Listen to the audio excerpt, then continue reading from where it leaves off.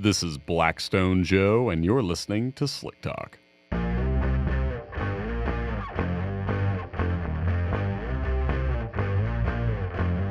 I say I'm an oil man, you will agree.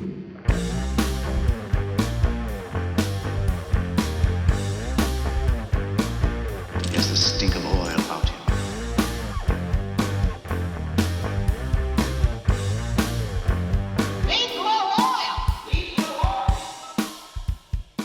Hello and welcome to episode 146 of Slick Talk. I am your host, Blackstone Joe, and I'm glad you're here.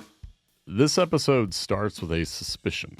The customer suspected that a recent sample from their aircraft engine was contaminated with automotive oil, and they wanted to use our testing to find out if that was the case. You know, some oils look a lot alike. It's hard to tell the difference between some store brand products and Mobil 1, for instance. But not so in this case. One thing about aircraft oil is it doesn't contain much of any additive element we test for, usually anyway. And that goes for what this guy was running, Phillips XC20W50. If an aircraft oil is going to contain any additive, it will usually just be phosphorus. They were using an additive that contains phosphorus and a little bit of calcium too, that being CamGuard. Now, this is where the analysis portion has to kick in, because merely detecting those elements doesn't mean it actually resembled automotive oil, the likes of which they suspected being a contaminant in their aircraft sample. You see, calcium and phosphorus, when they're present in an additive like CamGuard, it's usually around 50, maybe as high as 200 parts per million. If you've ever looked at a sample of automotive oil, it contains quite a bit more additive than that. And the good thing was, in this customer's sample, there were only levels of calcium and phosphorus that were typical of CamGuard, not anything like you would see in an automotive oil. In that application, you can see additive levels near 1,000 parts per million, if not quite a bit higher. And again, this customer's sample only had levels that were typical for Phillips XC2050 with some CamGuard mixed in. And importantly, we could go beyond the additive elements and look to the viscosity, was right on target for what we would expect from 20W50 oil.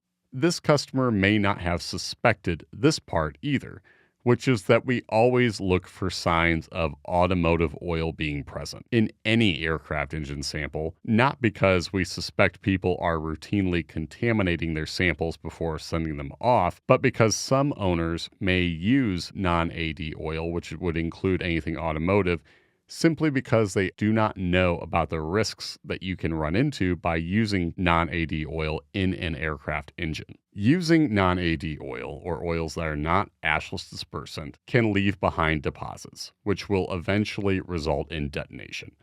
An aircraft and detonation, those are two things you do not want in the same sentence.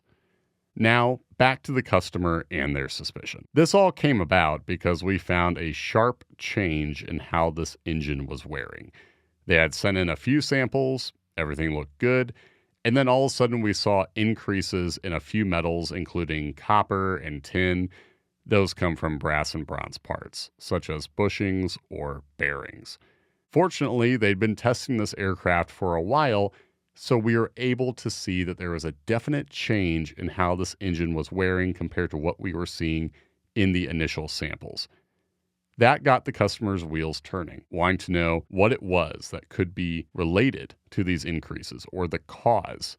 We were able to cross off contaminants such as fuel, water, or excess dirt. That brought about the customer wondering if the sample was contaminated when they took it, maybe from a dirty drain pan, one that had contained automotive oil.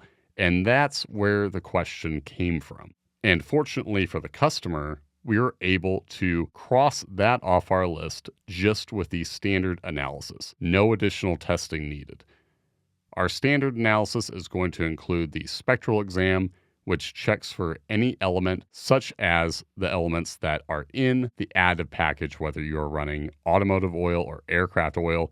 We can check for elements that are unusual in either case and let you know if they're present, as well as verifying the physical properties and seeing if they speak to anything irregular as well. So where does that leave us? Well, after crossing harmful contaminants off the list and verifying that non-AD oil was not related to the increases we had seen, we can now look to the next likely suspect. That being a wear-related issue again taking place at brass and bronze parts. That's all due to the customer performing routine maintenance and sending in samples that allowed us to develop trends and track the changes that were taking place. Oil analysis isn't just about finding the answer straight away. It's also about crossing potential explanations off your list. And when you're in the process of building trends, we'll be sure to look for anything irregular that would point to a problem. And it's not just the problems that are evident, but the ones that are not showing up that can help you take care of what you own.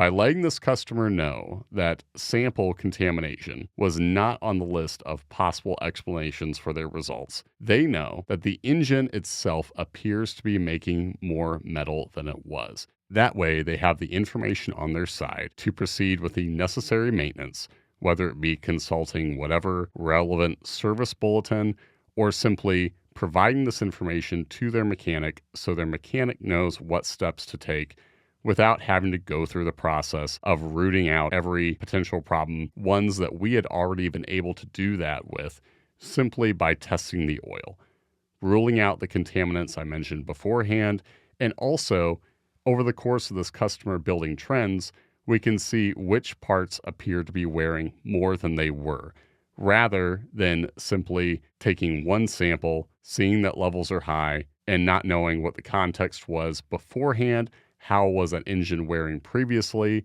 We know that information, and we can see directly where these increases are coming from, so that way the mechanic knows what to do next.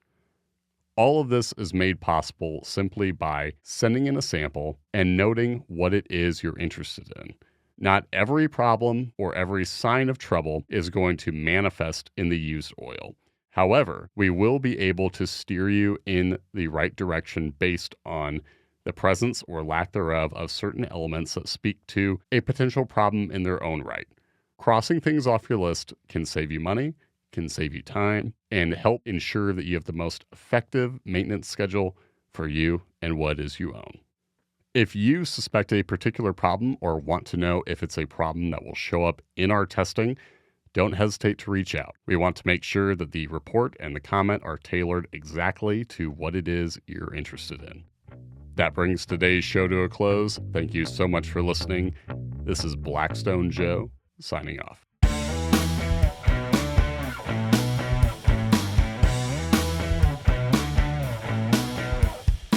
The Slick Talk podcast is powered by Blackstone Laboratories.